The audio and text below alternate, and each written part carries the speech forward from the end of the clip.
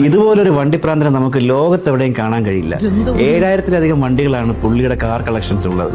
അതിൽ 600 റോൾസ് റോയ്സും.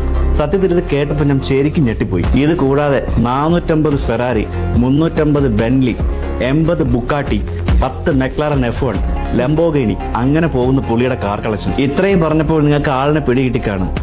ആളെ വേണ്ടത്ര പരിചയമില്ലാന്ന് തോന്നുന്നു.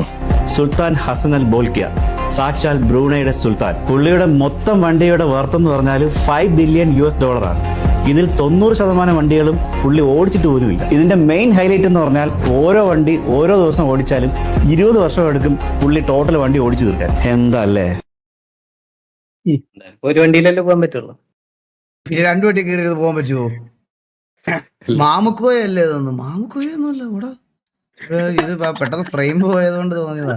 ഇവിടെ ഒന്ന് ആലോചിച്ച് നോക്കിയേ, പുള്ളിയുടെ ഈ ആ വണ്ടി